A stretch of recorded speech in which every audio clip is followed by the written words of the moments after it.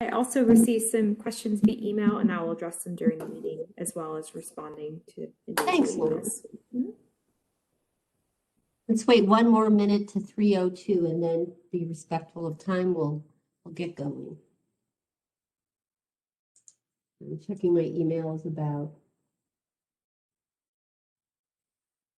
who can't attend.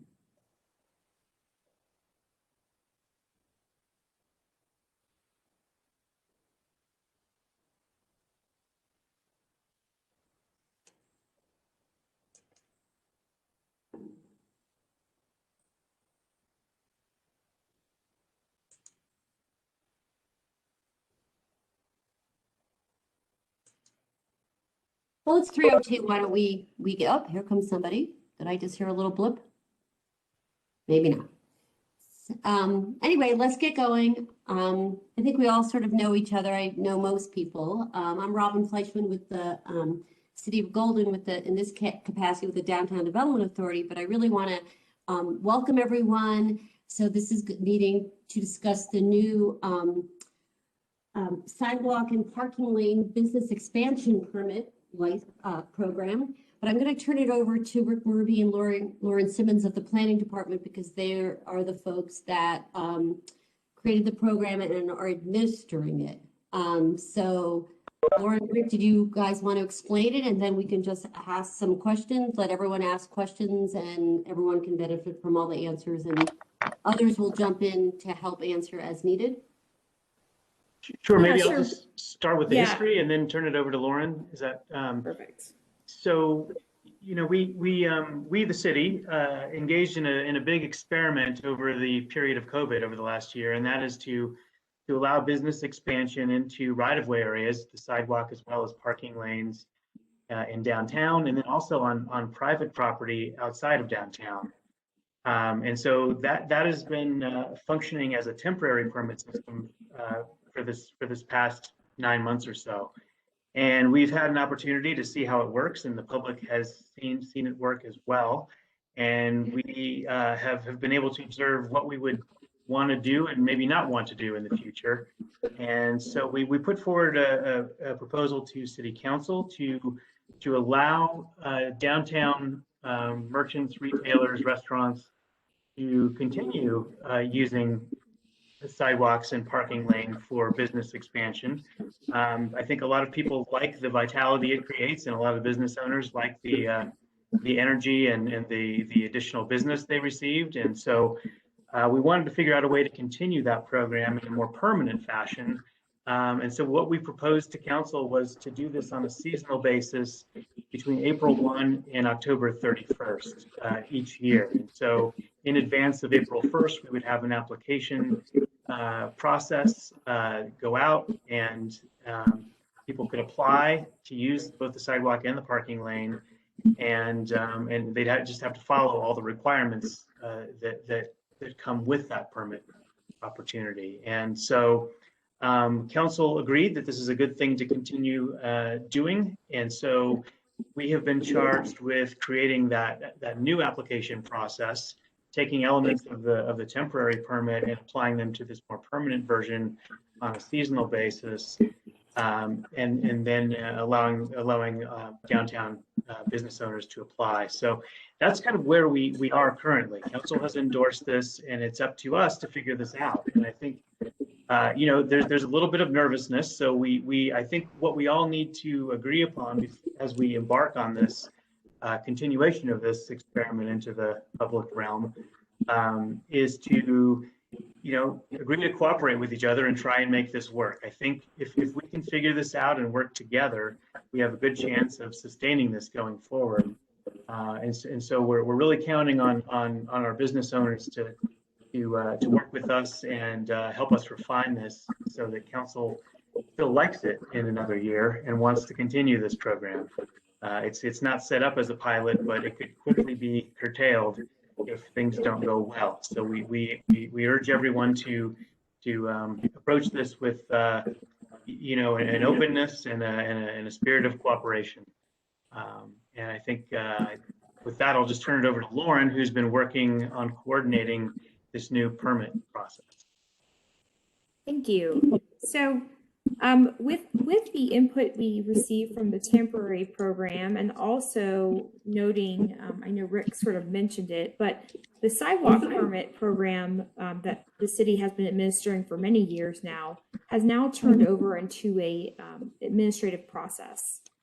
So basically, each year your sidewalk permits are renewed, I believe, with a fee, and we have to have proof of insurance. And that really wasn't any kind of official application except for what was approved by council. And in some cases, some of those permits are a decade or older. So basically what you could do each year is we've sort of rolled that sidewalk permit into the same application process. So you can apply for both at the same time for this year, or you can wait to apply for your sidewalk permit when you're ready. But when you would renew it each year, that sidewalk permit is going to come through this application as well. So those folks with sidewalk cafes and other things would utilize this application.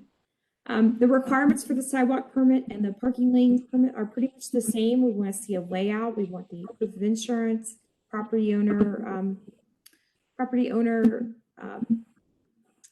permission, and those sorts of things. Now with the parking lane, City Council was really specific about how they wanted to see the parking lanes used. They wanted to make sure that the areas in front of each business were the areas of priority for that business. And if there was expansion beyond the areas in front of those businesses, that other businesses were okay with that. So maybe there was a business next door to you that wouldn't utilize it, but you would really like to use it. You would need to ask that business if that's okay and turn that in with your application, proof that they're okay with that.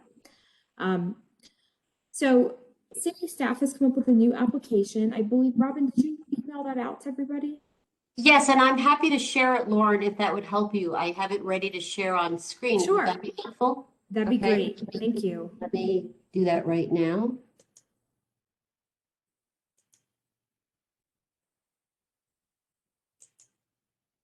Did I get the right thing?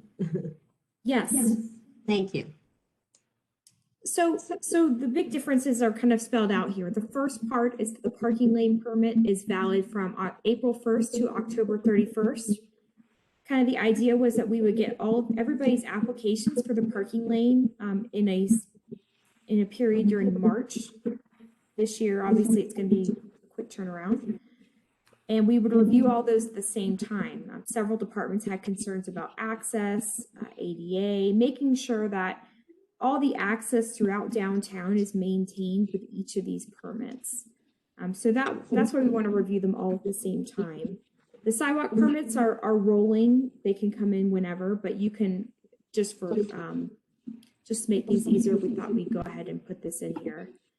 Robin, the barriers I know is something that the city has some barriers, and I'm not sure what the status of the barrier program is. Maybe you could chime in on that quickly. Sure.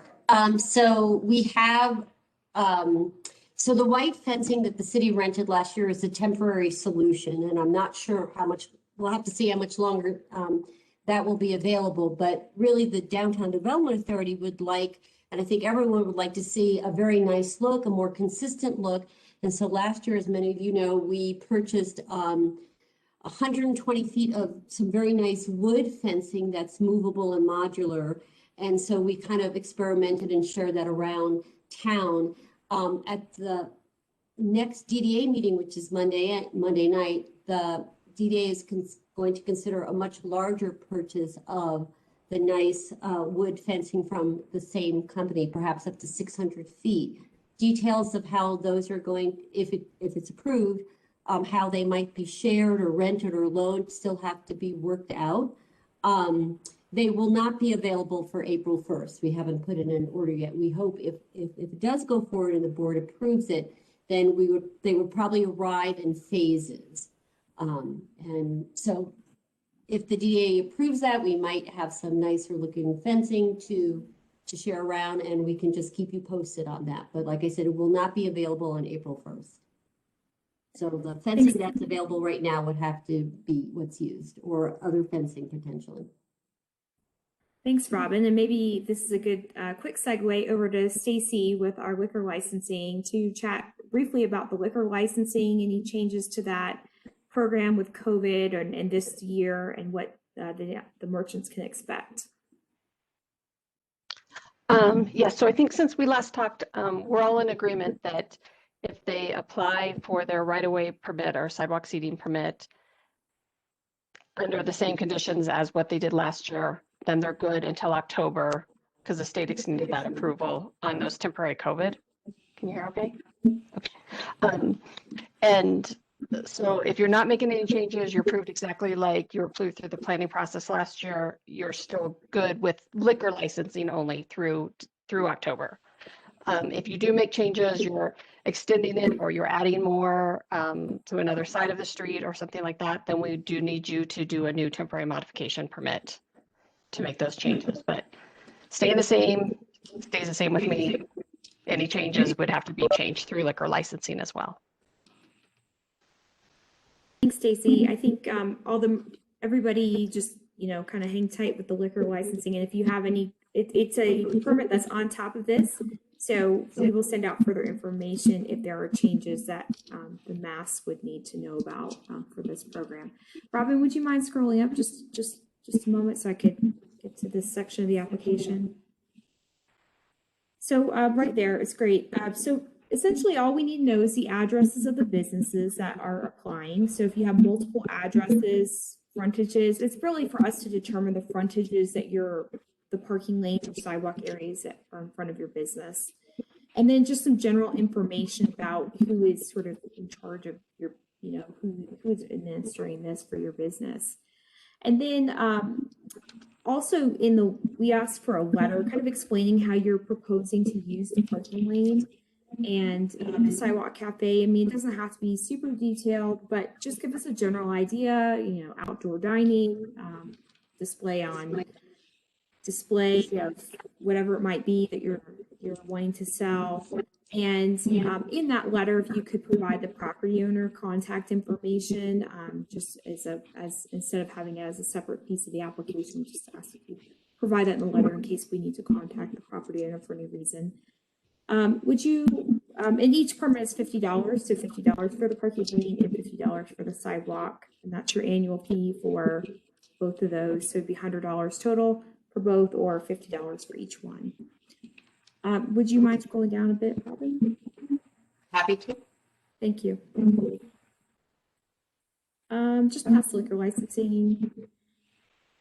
So this next section is regard with any structures. So certain structures you may want to put up, such as an awning over the right-of-way, which would be the sidewalk, may require a building permit, or if there are certain types of structures that may need building permits. So if you do need a permit, once we see what you're doing, we'll make that a condition of approval, and you'll have to apply for that as a separate permit with the city for your building, whatever that might be. So that won't apply to many of you, but there might be folks that might apply to, but we want to have that a note in here. And then of course you'll sign off. And then if you don't mind scrolling down briefly again, Robin, thank you. So the big piece of this process is a site plan, and we just kind of need to see how you're looking to organize your space, where your barriers are going to be going, where your tables might be located, where you might have maybe have a hostess stand, where is that be located. Essentially what we're trying to determine is that you're maintaining the public right of way, that folks can walk in front of your business without obstruction, and that there is adequate access up and down the street. So that's really what we're trying to determine. I've made a kind of a draft site plan, and I can show that to you towards the end of here, and kind of talk about how that might work for your business. And also the certificate of insurance, which is something you need for your sidewalk permit anyhow, that would need to be extended to the parking lane, and you could provide that to the city in one shot. And then, so one big difference between this program and the temporary program is that you would turn in your application to the city, and we would review it at the temporary level, and we would essentially sign off on it, and the fire department would come out and inspect your permit layout because a lot of the layouts we were getting, it was kind of hard to determine exactly what was going to be happening, and there was equipment out there, and so the fire department really wanted to zero in on that equipment and make sure it was safe.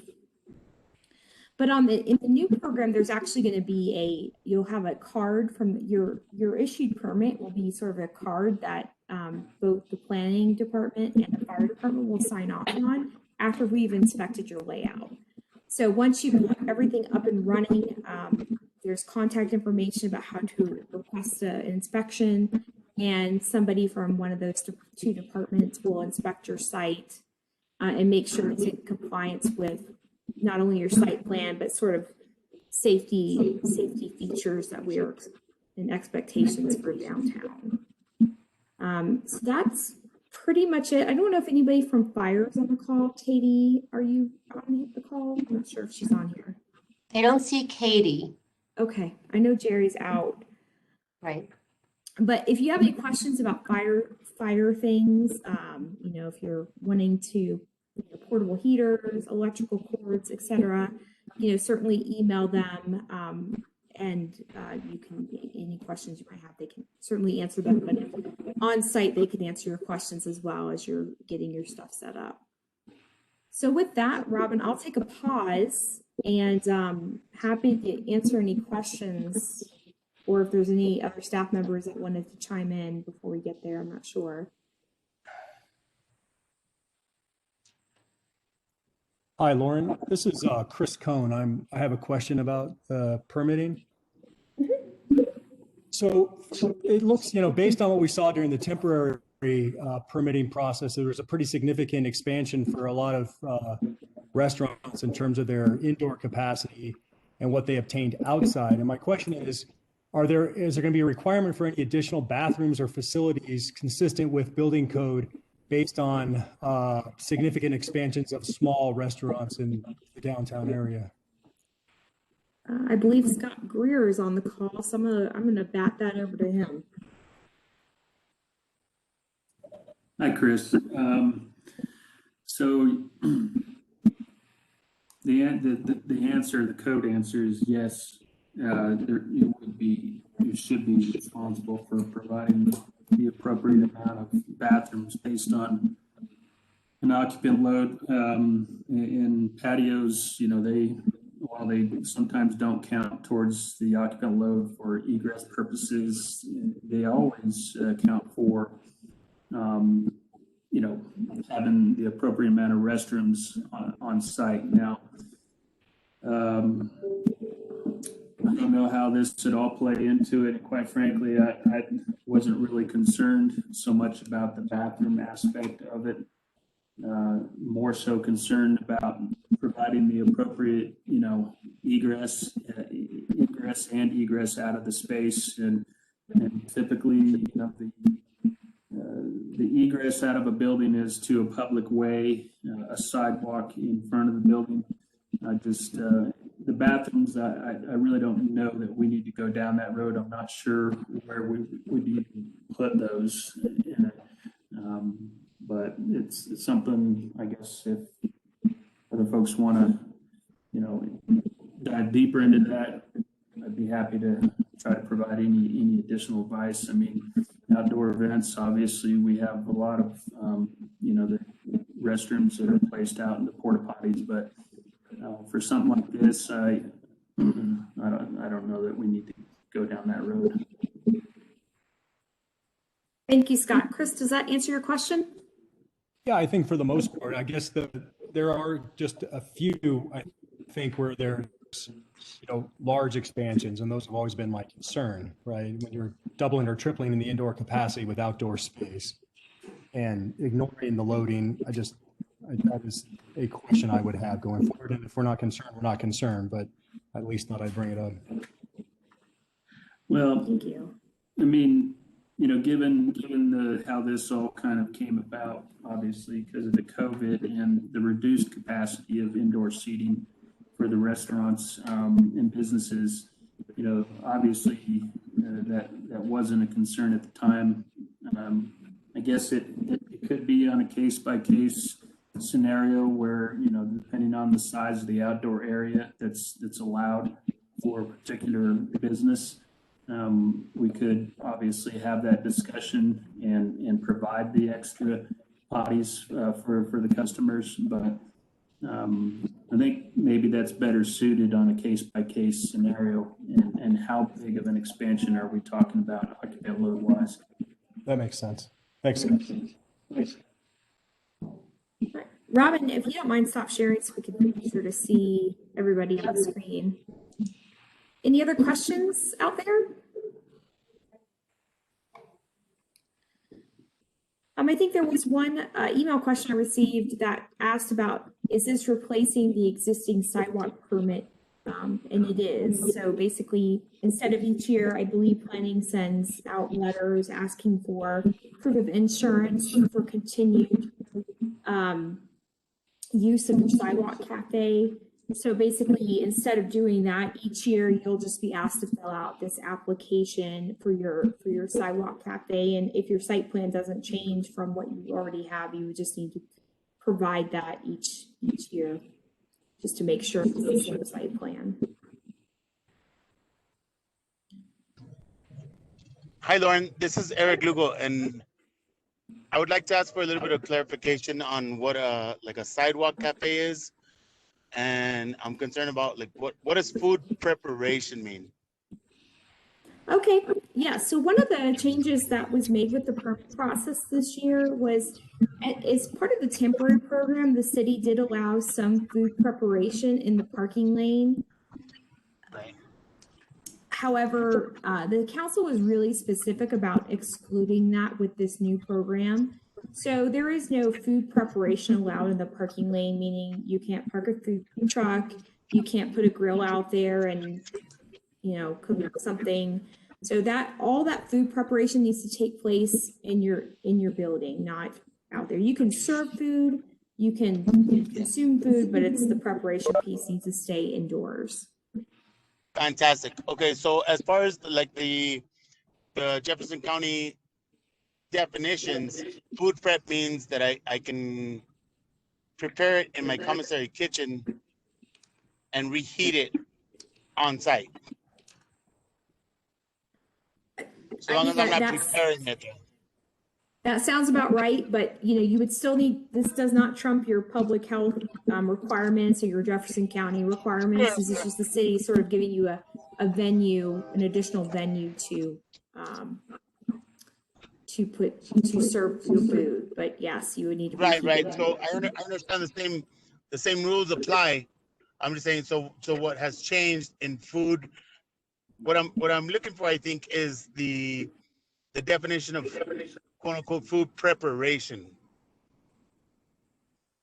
Because, for example, if I have a food truck and we make hamburgers, then I'm technically preparing hamburgers on site. Right, and you can prepare your items, but you can't do it in the parking lane. You can prepare them however your permitting works, but the parking lane is not an opportunity to prepare food, additional food. Just like you can do that today. We allowed a little bit. If I park a food truck in the parking lane where a food truck would be parked, but my equipment is on site, like it's in the truck. You can't park a food truck in the parking lane as part of this program. This program is for seasonal use, and it's barried off for, it's kind of meant for outdoor dining, display of merchandise, that kind of thing. Okay. It's not meant to be for food trucks. Okay, so if I can just prepare my food off-site in my kitchen, then it's okay, so long as I'm not preparing, I can serve it, correct? In the parking lane or the sidewalk cafe, yes. But it has to be consistent with whatever permits you have with Jefferson County.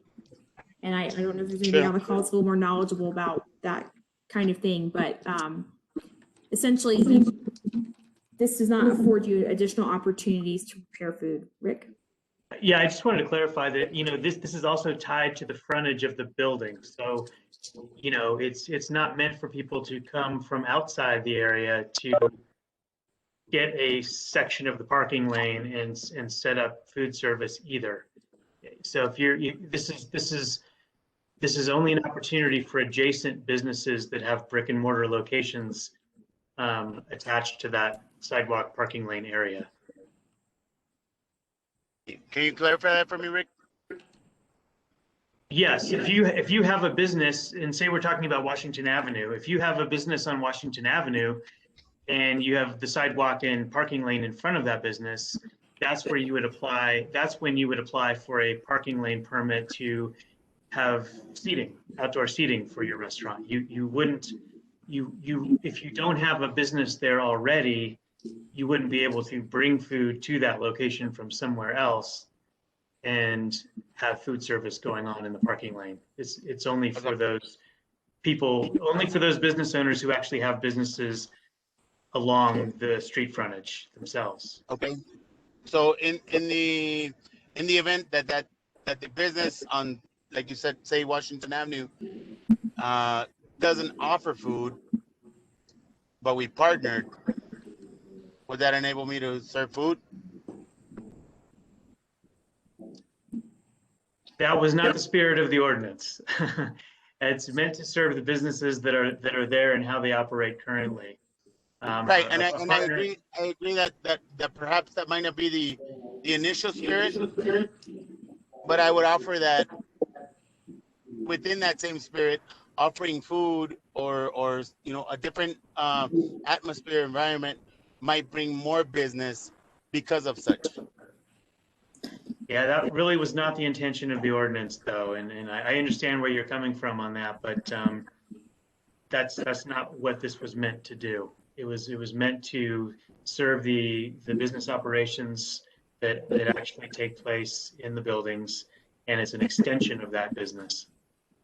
To generate more revenue, correct? More revenue, more vitality downtown, yeah, but not necessarily to bring food from elsewhere to serve out of a retail location. Okay. Would you agree that if the food itself is bringing more people in, and they're perhaps somebody that came in would last 5 minutes has now eaten and stayed downtown for 45 minutes, that would increase revenue? I don't know, and it's really a policy question that's not meant for this discussion. It would be something that you would have to convince council of, I think. But that was not part of this ordinance as imagined. So Right. So it's not the intent, but how do I don't know. Like I hear what you're saying with regard to the intent and the purpose. Does that instill that I can't do it? Well, our interpretation would be no, and if it was, I think we would have to amend the ordinance and take it back to council. I think what you would want to do is, if you feel that this was an oversight in the ordinance, is to contact city council and state that you think this should have been considered and see if they take that up. Okay, because I'm a Golden-based business, and Golden has always been about support our small business. Mm-hmm. So I feel like I would fall under that umbrella, and I feel that I could couple with a couple of businesses to increase the amount of people that are down there. But I feel like now that may not be the point of your. Right. That was definitely not the intention of this ordinance. So if you feel it should have been considered differently, I would encourage you to write to your city councilor and make your opinion known. But that's not really part of this conversation.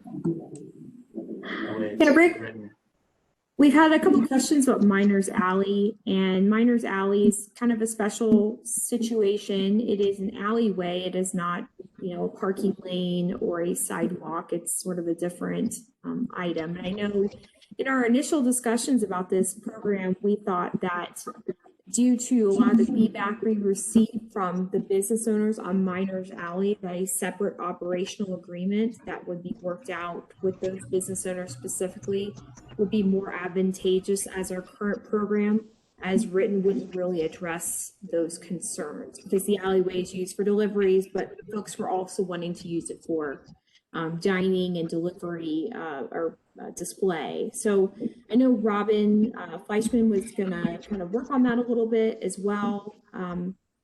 But the Miners Alley portion is not really meant for this program. This program is really meant to address Washington Avenue and the side streets that are adjacent that would be considered part of downtown, but it's not really, Miners Alley is neither a parking lane nor a sidewalk, so it's not part of this program. Robin, did you want to offer any additional thoughts on that? Only that we would have to have many parties to discussion on how to set up such an agreement. Correct. So if you are part of Miners Alley, we can, we will be contacting you separately to sort of set up that discussion about how to deal with Miners Alley. So I think that was probably one of the more, we got a lot of feedback on that particular situation, and the ordinance didn't really address it head on. So I think a separate process for that is warranted. Any other questions from the business owners? I think I'm going to look through the chat and make sure I didn't miss anything. Lauren, this is Dean. Since you brought it up, I guess there was a question in the chat by Jackie from the Golden Moon Speakeasy. I guess I'm just curious why it wouldn't have been addressed and put to rest, because it's been very good. It seems to be working. It's very popular. I'm just curious, what is the next step then? I mean, I would think they would be bucketed in this whole program. It's a parking, it's an alley, but it could be synonymous with a parking lane, if you will. That wasn't the intention of the ordinance as written, was to address an alleyway. It just wasn't written that way. And we think that Miners Alley is really a specific, location-specific issue. I would say that the feedback we received was mixed, frankly. I think we got some positive, some negative. And city staff thinks that a more targeted approach for Miners Alley would provide for a better outcome for that particular. A more targeted approach? What does that mean? I mean, who got negative and positive? Are you talking about from people from council, or what do you, who gave negative? I'm talking about other business owners on the alley. We received a lot. I don't want to get into all the specifics because I don't want this to be about that particular spot, but we did receive some positive and some negative input on Miners Alley, and we think an alleyway is not really a parking lane nor a sidewalk. It's neither. So since the ordinance doesn't really address it, but we think it's important to have it as a multi-use space, that, like I said, a more targeted approach. And I think that the targeted approach is really determined by the input of all parties that are impacted by the Miners Alley. So look out for that, Dean, following this meeting. But our main focus to start was to roll out this initial program. And we knew that Miners Alley would come up. So we were already kind of planning on a separate conversation about Miners Alley. Okay, thanks. Mm-hmm.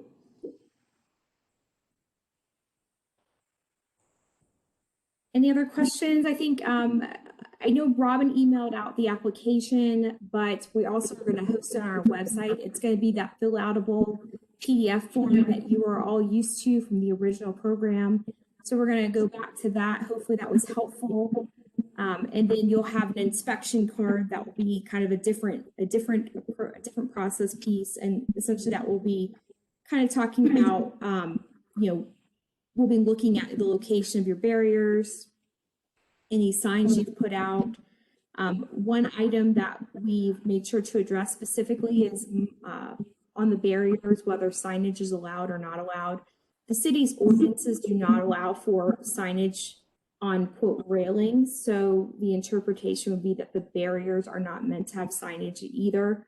So we are not going to allow signage on the barriers in the parking lane. You may put them per code on your building, the sandwich boards, those kinds of things, but you cannot put banners on barriers themselves.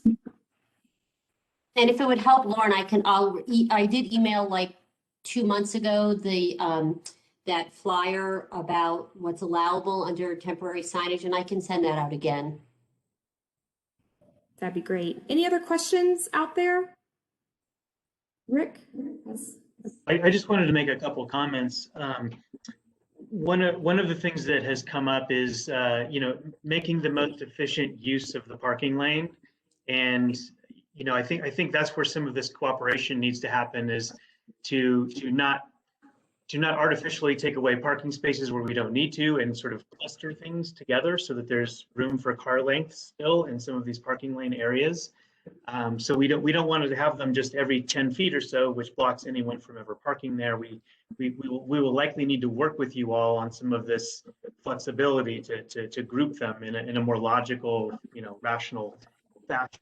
Still, near and adjacent to the businesses, but not necessarily strictly in front if it doesn't make sense with the use of the rest of the parking lane. That's one thought I wanted to get out there. And then the other is that any platforms that are used, adjacent to the curb, those platforms that are sort of flush with the curb, we want to make sure that they allow water to pass underneath them, and they don't float away like barges down Washington Avenue. And so if you can pay attention to that as well. We can't have them function as dams, and we don't want them to have lifts and bring them down the street. So just consider those kinds of things. Consider rain when you're designing some of this stuff and bringing it forward in your app. So Rick, a quick question, and then I'm not quite sure I followed the thing about optimizing use, and can you say a little more about that? I didn't quite understand that. Oh yeah, well in the parking, see, not everyone is going to apply for a parking lane permit. And so some businesses along a block will and some won't. And we don't necessarily want to have them scattered through the parking lane where you have this dead space between the use of the parking lane. We want to cluster them so that you still have room to park. If there's still, if everyone uses it, of course, that will be gone. But there's no need to unnecessarily take away parking where we don't need to. Right, and that's the benefit of reviewing all these at one time, is we can look at those issues and say, hey Steve, we looked at this, and if you move your space over and talk to your neighbor next door 10 feet, then we've got 2 parking spaces. So sure. Those are the kinds of things we hope to, with the large scale review, to be able to target and address, before we issue those permits. So that way we don't take away, as Rick said, parking unnecessarily in downtown, because we know it's valuable for businesses.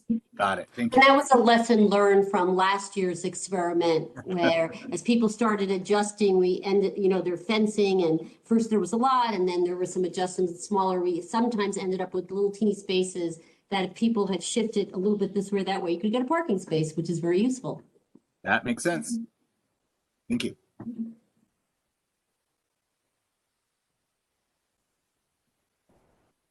Any other questions? I'm just going to say, I think it was terrific last year. I really appreciate you guys doing this. I think it, kind of the festival atmosphere that it enabled was terrific. And we loved it. We were really thrilled and have continued it and hope to continue. Agreed. Thank you so much for that feedback.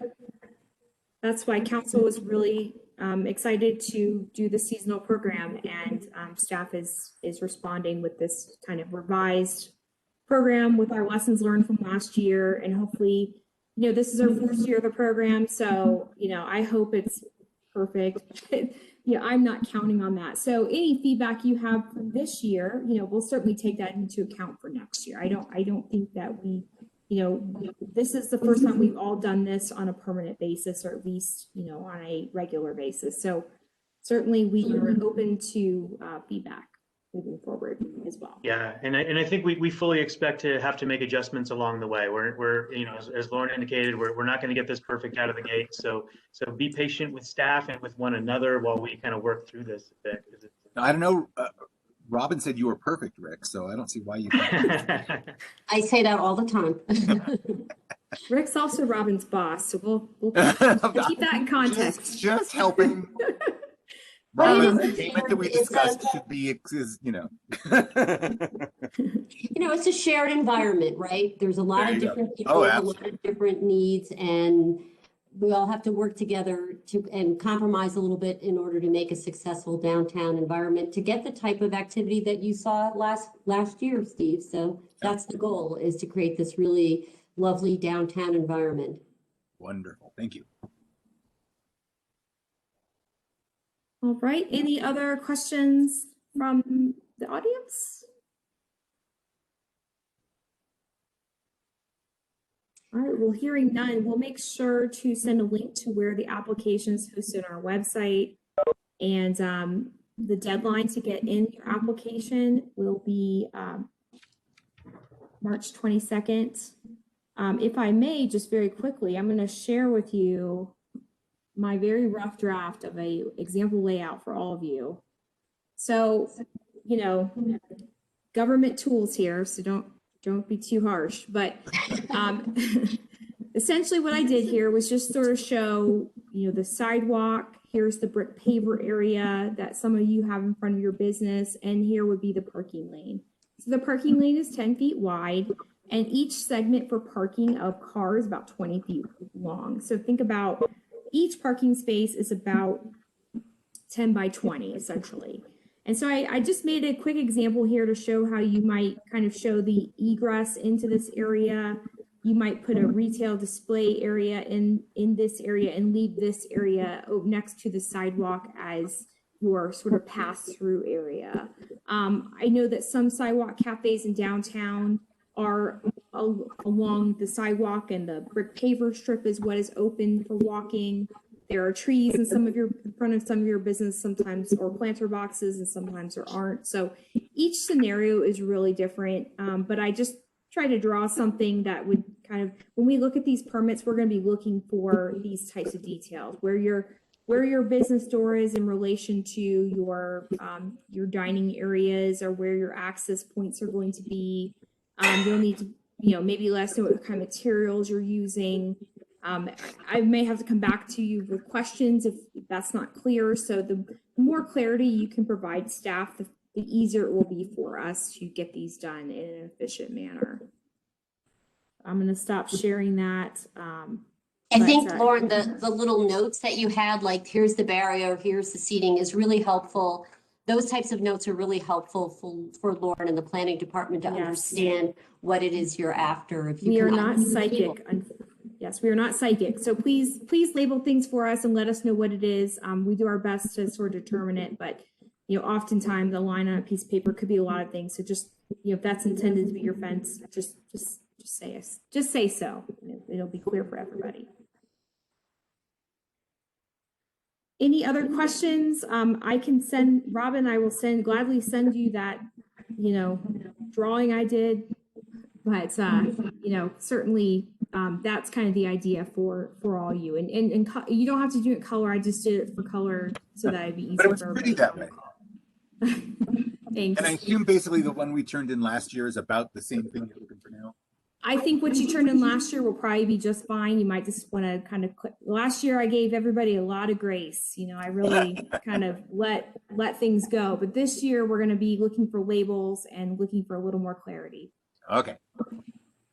And I'll be happy to send out follow-ups.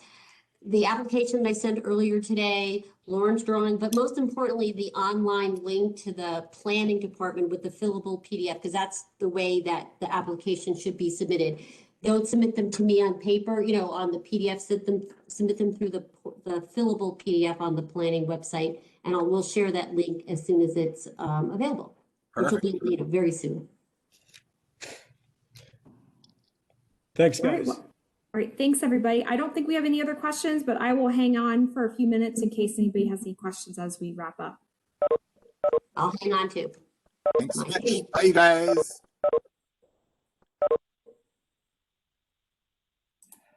Lauren, anything else from me? No, I think we're good for now. see a few more folks on the call, so I'm not sure if there's any other questions. Let me check the chat. I don't see any other questions. Some thank yous.